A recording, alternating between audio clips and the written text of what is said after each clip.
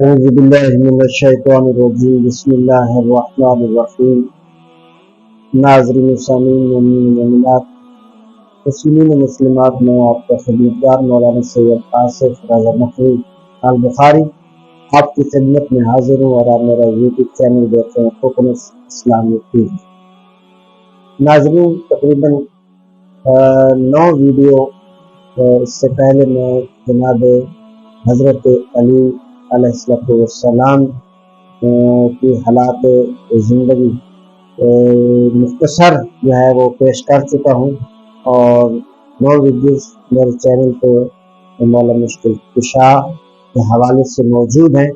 آج جو ہے وہ 10ویں ویڈیو آپ کے والد ماجد کے بارے میں بات کی جائے گی۔ میں نے آپ کی والدہ ماجدہ کے متعلق بات کی، آپ کی شادی کے متعلق بات کی، آپ کے حلیہ مبارک کے متعلق بات کی، سرداری اور سعادت علی کے بارے میں بات کی۔ اس کے علاوہ میں نے آپ کی ولادت کے بارے میں بات کی، اور دیگر اسی طریقے سے ویڈیو جو آپ حضرات دیکھ چکے ہیں۔ آج میں آپ کے والد ماجد کے بارے میں، یعنی ان کے انتقال کے بارے میں بات کروں گا کہ آپ جو ہے وہ حضرت علیہ السلام کے احساس سے باپ کا سایہ کس طرح سے جدا ہوا، اور حضرت ابو طالب علیہ السلام کو اگر کوئی نہ پہچانے اس کی اپنی مرضی، لیکن مربی محمد مصطفیٰ صلی اللہ علیہ وآلہ وسلم ہے کہ بہت مرتبہ ہے حضرت ابو طالب کا۔ کاش کہ یہ بیچارے مسلمان جو شک و وہم کا شکار ہیں، ان کے بارے میں ان کو خدا ہدایت دے۔ ہم تو ان کے لیے یہی دعا کر سکتے ہیں، ان کو ہدایت دے، اگر یہ ہدایت کے قابل ہیں تو۔ آپ کے والد ماجد کا انتقال۔ آپ کے والد ماجد صدر ایمان حضرت ابو طالب 535 عیسوی میں بمقام مکہ میں پیدا ہوئے۔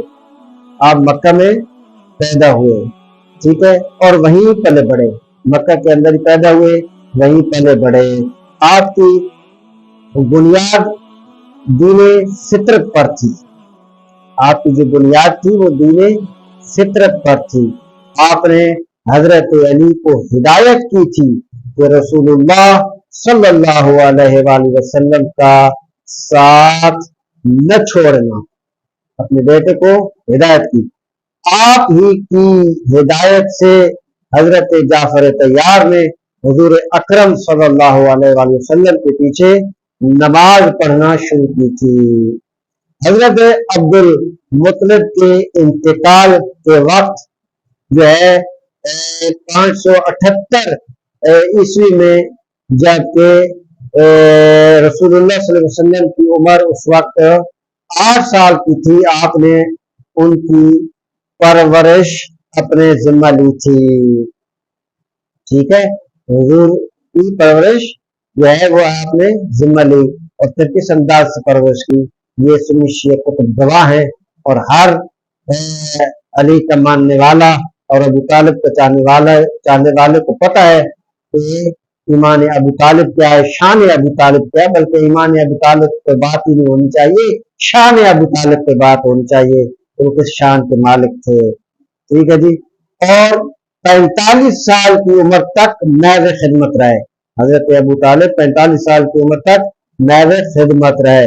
اسی عمر میں غالباً 594 میں عیسوی میں آپ نے رسول کریم صلی اللہ علیہ وآلہ وسلم کی شادی جو ہے وہ حضرت خدیجہ کے ساتھ کر دی۔ یہ پہلی شادی تھی جس کے لیے رسول اللہ صلی اللہ علیہ وآلہ وسلم باقاعدہ گئے، حضرت ابو طالب گئے، یعنی ہماری اور آپ کی زبان میں یہ ہے کہ باقاعدہ حضرت ابو طالب رسول کی بارات لے کر گئے، اور بطول کی ماں کو باقاعدہ باضابطہ طریقے سے گھر میں لے کر آئے۔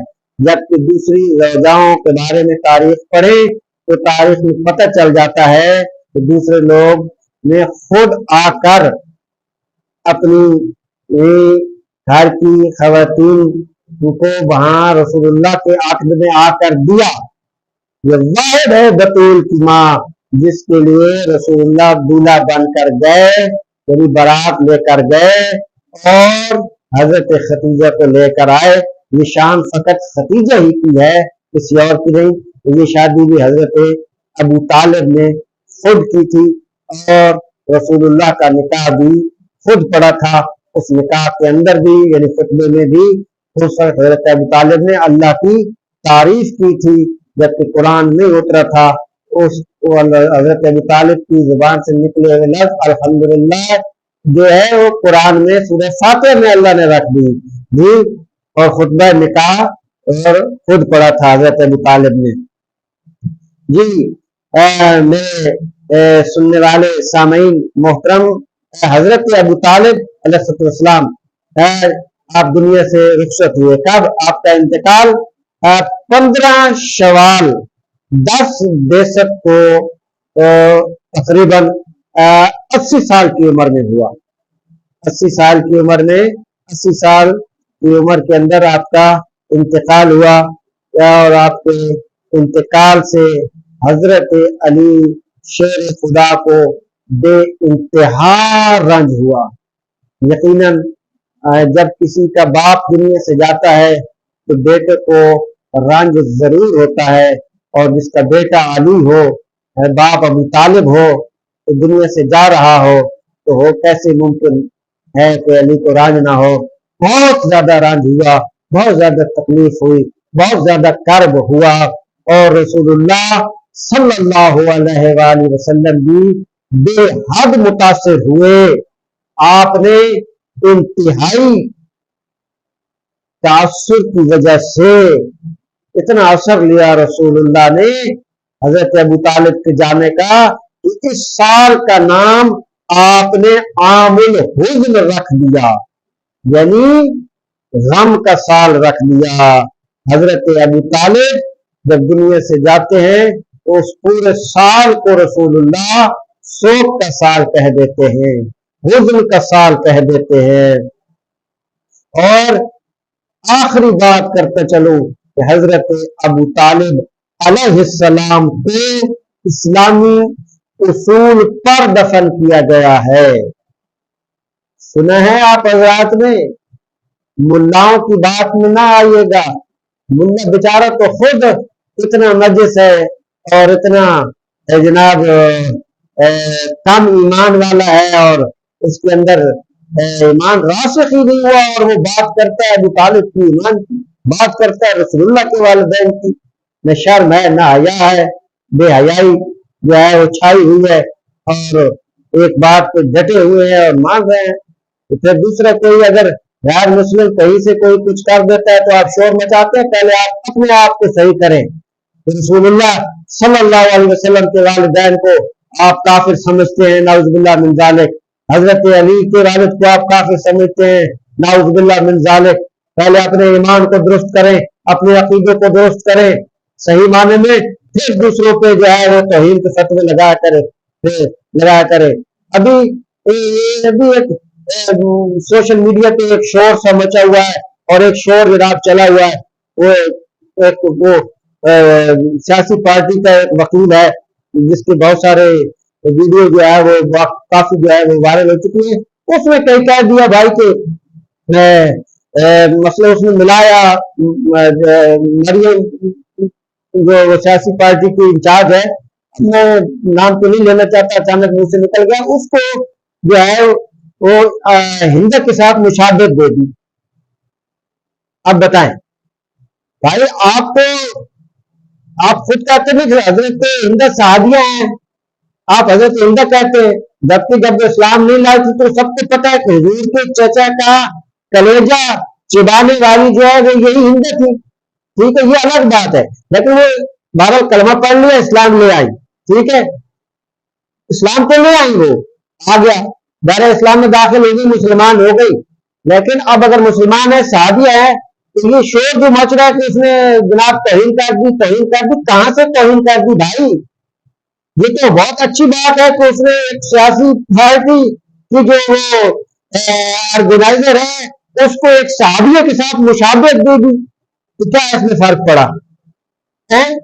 اس میں کوئی فرق پڑا؟ کہاں سے توہین ہو گئی؟ مجھے تو نہیں سمجھ آئی کہ کہاں سے توہین ہوئی ہے، کیسی توہین ہے؟ ہر بات آپ توہین کی طرف لے جاتے ہیں، جو تاریخ میں بیان کیا جائے شائستہ انداز میں اس کو بھی آپ توہین میں لے جاتے ہیں، جو مسئلہ بیان کیا جائے اس کو توہین میں لے جاتے ہیں۔ بھائی میرے ایسا نہیں ہوتا، یہ تاریخی حقائق ہے کہ اگر کسی کتاب سے کسی حوالے سے کوئی بات کر رہا ہے، سب کو یہ بات پتا ہے، سنی شیعہ کتب میں درج ہے کہ جو وہاں جب وہ مسلمان نہیں تھی اس وقت وہ جنگ کے اندر جو حضرت حمزہ کے ساتھ انہوں نے کیا کیا تھا، جو حضور کے چچا تھے تو کس طرح سے وہ پیش آئی تھی اور کس طرح سے انہوں نے حضور کے چچا کا کلیجہ چبایا تھا۔ اور کہیں آپ کے کتب میں یہ بات مل جائے گی، میں نے اپنے اساتذہ سے سنی ہے یہ بات، حضور نے فرمایا تھا کہ آپ میرے سامنے نہ آیا کریں کیونکہ جب آپ سامنے آتے ہیں تو مجھے اپنے چچا حمزہ یاد آ جاتے ہیں۔ تو اس لیے مسلمان یہ تو رسول اللہ کی رحمت ہے اور وہ رحمت اللہ علیہ ہے کہ جس نے کلمہ پڑھ لیا ہے مسلمان ہو گیا ہے تو اس کے بعد جو ہے وہ غیر اعمال اس کا جیسے اعمال ہوں گے اپنے اعمال سے بخشا جائے گا نا۔ ظاہر ہے کہ اس دور کے اندر جتنے بھی لوگ موجود تھے جنہوں نے دیکھا ہے جیسے ان کا کردار ہوگا جیسے ان کے اعمال ہوں گے اسی حساب سے ان کو بدلہ دیا جائے گا۔ اللہ کا قانون سب کے لیے برابر ہے، اللہ کا قانون انبیاء کے لیے بھی اور عام بندے کے لیے بھی ایک جیسا ہے، معصومین کے لیے بھی اور بندوں کے لیے بھی اللہ کا قانون تو سب کے لیے برابر ہے نا بھائی۔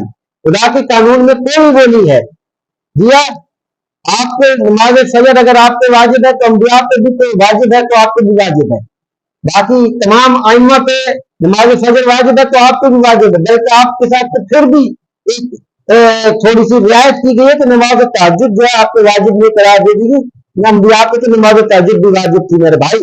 اس لیے اللہ کا قانون جو ہے وہ سارا اس حوالے سے برابر ہے کہ جو جتنا نیک ہوگا صالح ہوگا اچھا ہوگا بہترین ہوگا اور تاریخ نے اسے بہترین الفاظ سے یاد کیا ہوگا، سچا ہوگا، بعد از رسول اہل بیت کا حقدار ہوگا، مولا علی کے ساتھ ہوگا، حسن مجتبی کا ساتھ ہوگا، حسین مظلوم کربلا کا ساتھ ہوگا، ان ہستیوں کو ماننے والا ہوگا، جناب فاطمہ زہرا سلام اللہ علیہا کا چاہنے والا ہوگا ہے جی، ان کے در پہ جھکنے والا ہوگا اور اپنا تمام امور جتنے بھی ہیں وہ بالکل شریعت کے مطابق کرنے والا ہوگا تو وہ جنت کا حقدار ہوگا۔ ویسے نہیں ہے کہ ویسے کسی نے کسی کو دیکھ لیا تو جنت مل جائے گی، تو یہ بات ہرگز نہیں ہے۔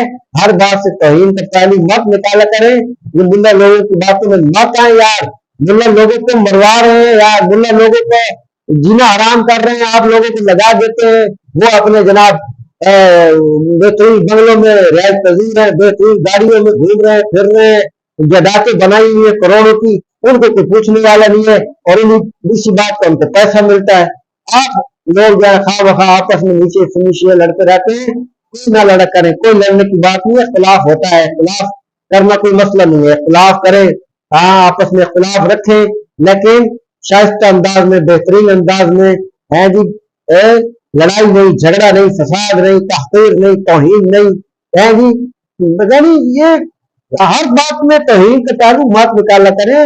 تاریخی حقائق کو شائستہ انداز میں بیان کرنا یہ توہین نہیں ہوتا، یہ اس لیے کیا جاتا ہے کہ عوام الناس کے سامنے بیان کی جائے صورتحال، ان کے سامنے رکھی جائے صورتحال دونوں، اس میں سے تحقیق کا موقع ملتا ہے لوگوں کو کہ میں کس طرح کھڑا ہوں، کس طرح کھڑا ہونا چاہیے مجھے، بس اتنی سی بات ہے۔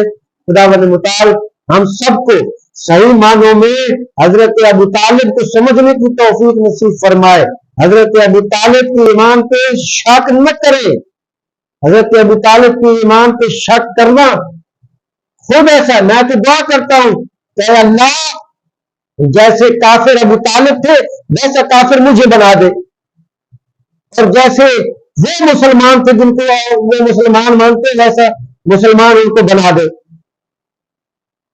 ایسی باتیں کر رہے ہیں، کیسے الفاظ نکال رہے ہیں، نہ سوچتے ہیں نہ سمجھتے ہیں۔ یہ جاننے میں سب سے زیادہ جو تعداد ہوگی نا وہ زبان والوں کی ہوگی، گندی زبان والوں کی، غلاظت جو بکتے ہیں، نجاست جو بکتے ہیں، جو ایسی گفتگو کرتے ہیں کہ جس میں تہمت ہے، الزامات ہیں، لڑانا ہے، جھگڑانا ہے، فساد کرنا ہے، تحقیق کرنی ہے، اس قسم کی چیزوں سے باز آئیں۔ البتہ تاریخی حقائق ضرور بیان کریں، सुन्नी भी बयान करें, शिया भी बयान करें, बल्कि इल्मी हवाले से एक दूसरे को जवाब भी दें, बल्कि अच्छे अंदाज में, तो इंशाअल्लाह ये लड़ने और झगड़ने की कोई बात है ही नहीं। जनाब मुल्ला की बातों में अवाम उन्नास ना आए, मुल्ला बड़े खतरनाक है, उनसे बच के रहें। अस्सलाम वालेकुम वरहमतुल्लाहि वबरकातुहू। अगर आप हमारे लेटेस्ट वीडियोस के बारे में जानना चाहते हैं तो हमारे चैनल को सब्सक्राइब करें और बेल आइकन को प्रेस करें।